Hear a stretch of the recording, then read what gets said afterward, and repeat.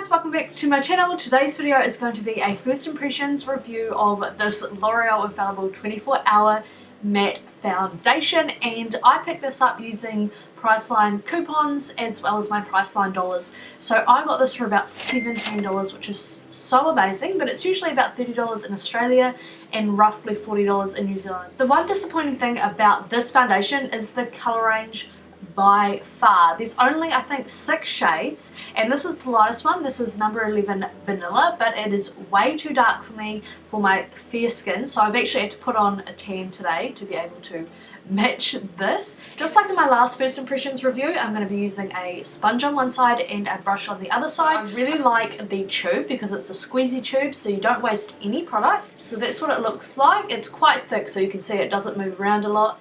It has quite a nice scent to it, like it's not overpowering or anything, you really have to sniff it, but it's kind of got like a sweet scent.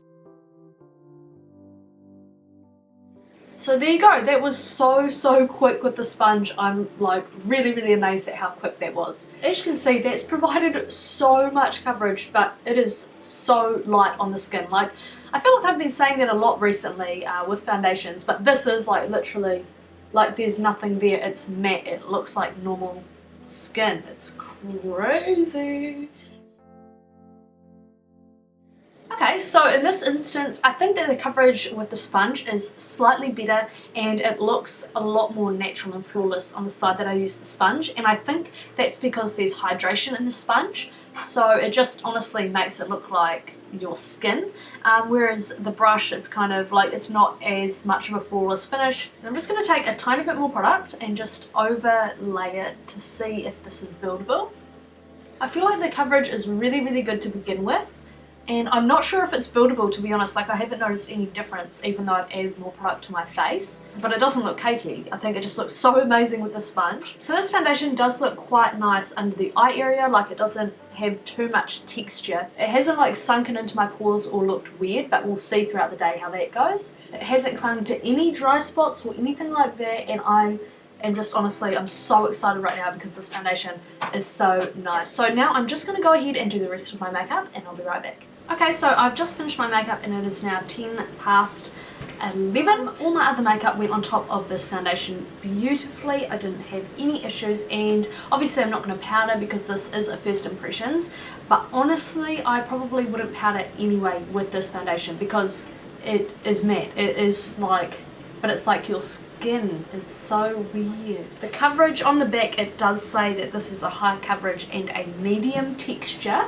And I would say that, yeah, it is a medium texture, but it honestly looks like you're wearing nothing. It feels like you're wearing nothing. It's so velvety and soft. So I'll see you guys in a few hours. Okay guys, so it is now 10 to 4. And I don't know if you guys can see, but to me, my face is absolutely looking amazing, and my tan has like really developed, so you're just gonna have to excuse the color difference. Yeah, my skin still looks super flawless, especially in my T-zone. Like the pores haven't, like, you know, shown through or what have you. There is a bit of a sheen on my face, as you guys can see, but I might just pop a little bit of setting powder on it. I did notice that my under eyes felt a little bit dry after I put it on, because usually foundations really dry me out in that area, but it doesn't actually look like super dry under my eyes, and the coverage is still there. It is like so amazing. Like, I don't have concealer or corrector or anything on, and there's still like really good coverage under my eyes. Like, it hasn't faded, so that is cool. Not really sure what else to say. So far it has lasted so well. It hasn't transferred. It still looks super flawless. So I'll be back in a few more hours and we'll see what this looks like at the end of the night. Okay guys, so it is now 7 o'clock, so it has been approximately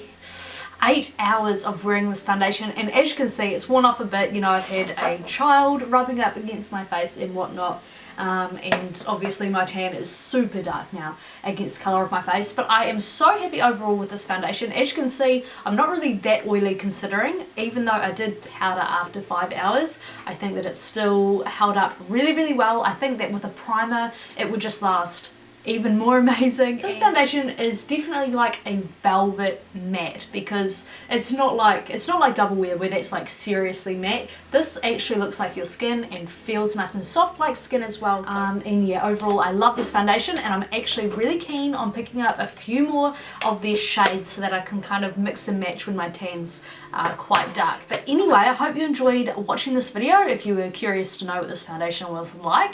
Thanks so much for watching, and I'll see you guys in the next time. Bye!